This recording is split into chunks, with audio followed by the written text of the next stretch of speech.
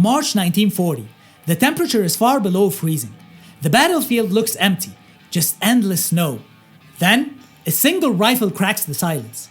By sunset, one farmer with a rifle had taken down over 500 Soviet soldiers. Wow. Simo, you're basically the original influencer.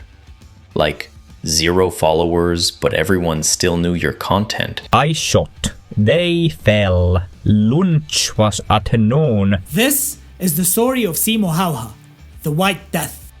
Simo Häyhä was born in 1905 in rural Finland. Before the war, he lived as a quiet farmer and hunter. He was not just any farmer though.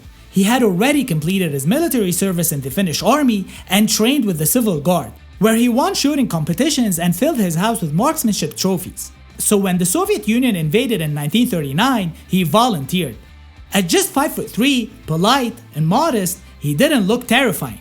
But in the snowy forest of Karjala, he was a nightmare. Wait, so you're saying short kings still have hope to shine? But what about tall kings? Nobody ever talks about their struggles. Say something, Simo. Tall människan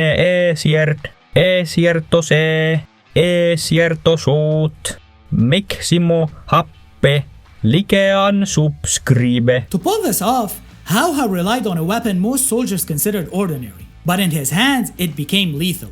He carried the Mosin Nagant M28 with iron sights only, no scope. Why? Because scopes glinted in the sun and fogged in the cold. Without one, he stayed invisible. He packed snow to absorb the muzzle flash and even held snow in his mouth so his breath would not give him away.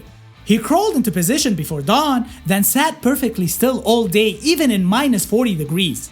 If Soviets tried to flank him, they did not come back. Okay, eating snow to hide from us. That's cheating. Блять, he's gone hiding again. Mommy, help! So as you can see, conditions were brutal. Open terrain, deep snow, and freezing winds. Häyhä wore all white blending into the drifts.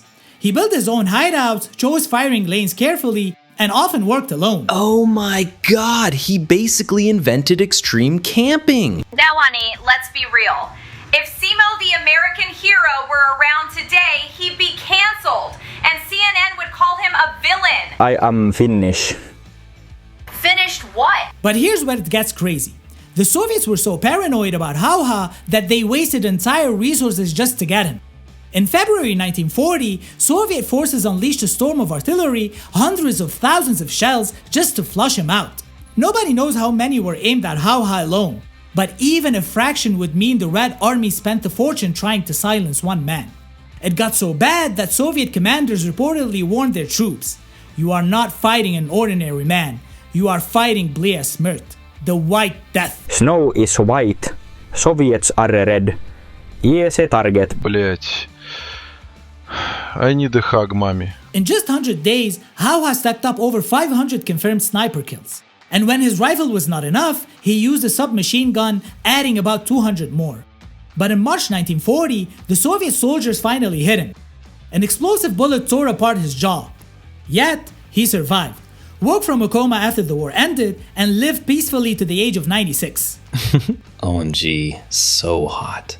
Snipe me anytime, Snow Daddy. Why? So you could drag into vegan yoga?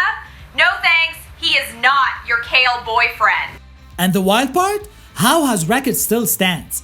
Modern snipers like US Navy SEAL Chris Kyle had 160 confirmed kills.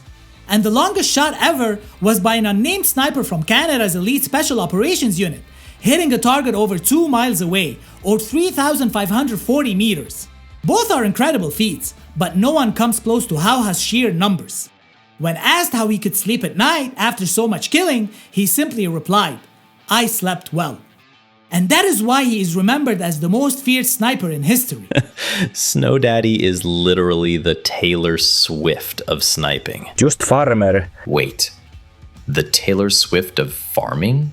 Absolutely not. Like and subscribe. So, what do you think?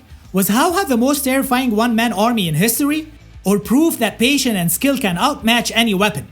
Please let us know in the comments.